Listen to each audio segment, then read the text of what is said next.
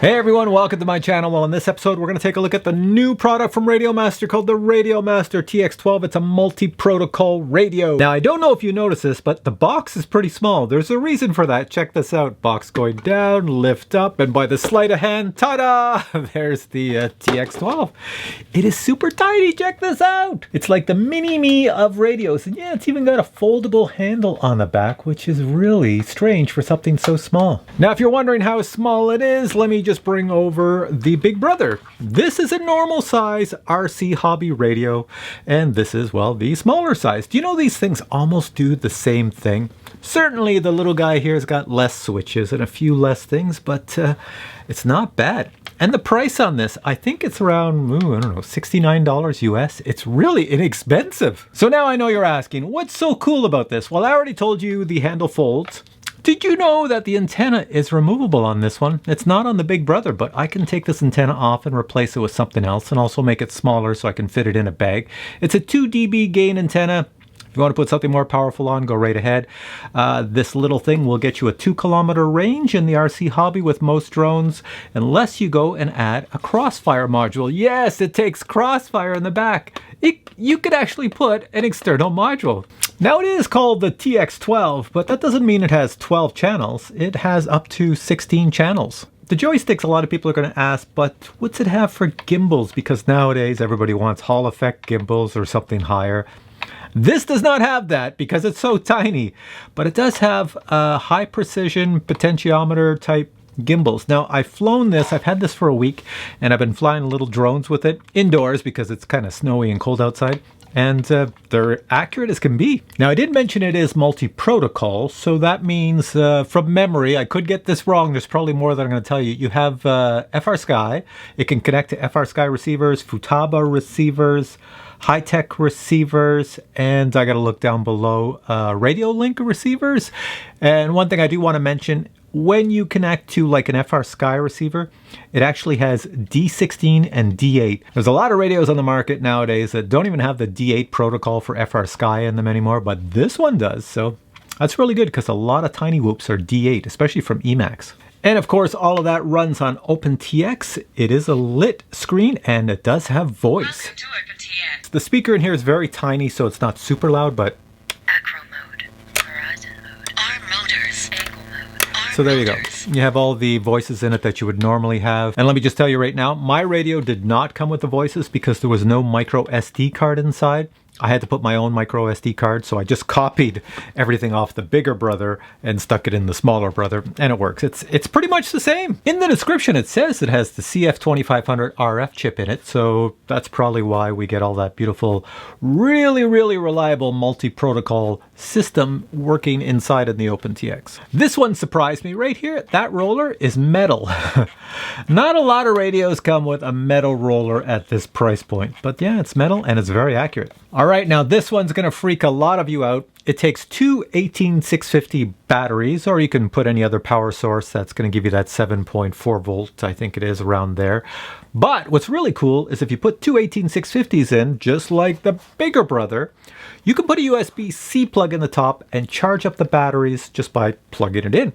You do the same with this. The USB port on top is also a data port, just like this guy here. And I think, I haven't tried it, but you could probably use it as an external controller to play video games, you know, flight sims and whatnot, since it is a data port. The other thing up top is a trainer port. There's a trainer port little hole up here. One thing I found interesting on the radio is you have slider pots on the side. I got one on this side and one on this side.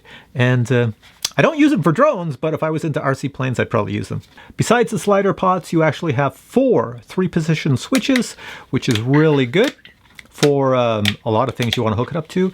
You also have, there's two buttons at the top, A and D here, and they're like the buttons that are, I'd call them like an unlatch button you press in. So it could be on, could be off, on, off. You have two of them right there for whatever you want to use. You can assign them. They're all programmable. You also have your trim controls, normal stuff on a radio, and then below you have all the buttons that you would be used to if you've used any Radiomaster in the past, or most radios on the market. So you're asking, this tiny little radio, is it any good? Well, yes it is. For the price, you get an awful lot. For that price, this is a really good deal.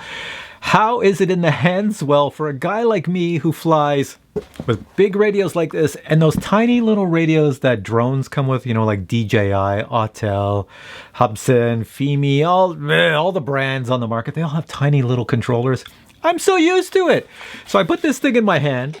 It's just like flying any drone on the market. It feels natural. But what feels better about this is when your hand goes around, you actually grip the plastic. It's not rubber at the back, but you could put a rubber coating if you want. And your fingers hold onto it tight, and then you can fly with your thumbs. Now, I'm a thumb guy for flying with drones. Some people are pincher guys, and pinchers would work just as well, I'm sure. Now, I've already mentioned it takes 18650 batteries, and it didn't come with a micro SD card, at least mine didn't, but yeah, everything fits in here. Your micro SD card and your 18650 batteries. There's a little tray that comes with, put them in there, plug it in, and you're all set. You never take them out again because you're just going to charge them right from this. All right, I'm going to drag a camera closer and show you the interface. Here we go. All right, so I placed the camera up here, and it's going to shoot straight down and look at this tiny little radio over here. So yes, I can see it up there. All right, so let's power this baby on right here, and you'll see what happens. There we go. Hold it in, get the 4 bars, and she's going to start up. There we are. It should be a switch warning because there we go, because my switches are never in the 0 position. There we are. We should be good, and we'll just go return. And there we are. So on my screen, you see I have a drone already, Nanohawk. And if I want to pick drones, let me hit the little model here. This button over here is the model. Yes, you can see it up there. Press that, and there's my models. Can you see them on there? I've got a few. Let me bring that close. So I've got, get the lighting right. I don't know if you can see that.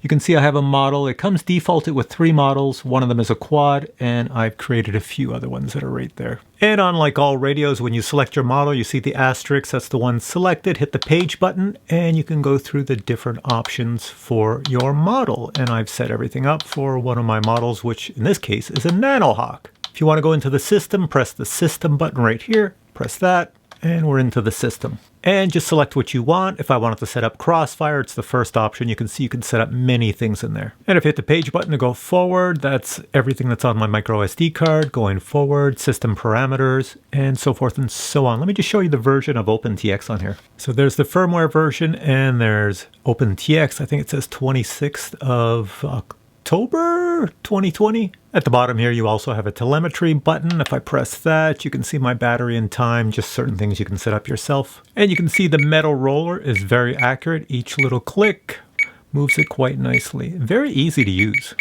All right, and now a quick demo of the radio in action. I have a Nanohawk here that I did a review on recently. Probably one of the smallest little indoor drones I've ever flown. This radio combination with the Nanohawk is perfect. You could fly this thing anywhere. You have perfect control using this radio. It's really good. So let me just fly it right here. All right, we're all set to go. Let's arm the motors. This thing goes straight up. It's gonna hit me in the chin. So let's just fly it right here, right into the camera. All right, there we go. It's a lot of fun to fly these little things. Nice and slow. We're up, up, up, up, up, up, up, up, up.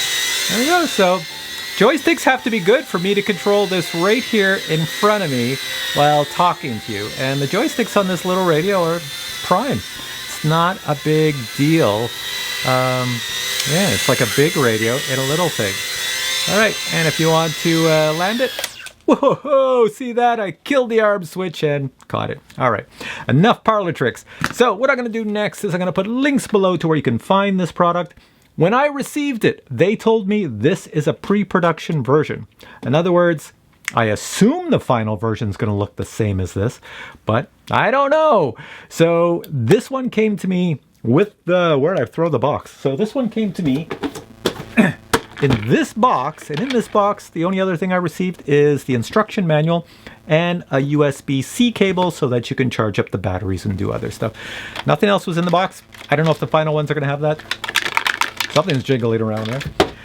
Anyways, so links are below to where you can find it. I think the only site it's on right now is Banggood, so I'll put a link to Banggood and to Radiomaster. I think you might have to pre-order it. I think it's very inexpensive. I know I'm saying I think a lot because I really don't know.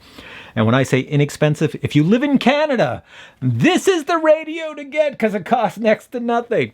If you live in the United States, this is the radio to get because it costs next to nothing. And I think it's like, I don't know, it's under $100 in Canada and it's way under $100 in the US. Anyways, links are below. Check it out. If you enjoyed this video or have questions on this radio, post them below. And if you'd like to get yourself a Nanohawk, check out my review of the Nanohawk. It's a lot of fun. All right, guys, hope you enjoyed the video. Thumbs up. Catch you in the next one. Bye.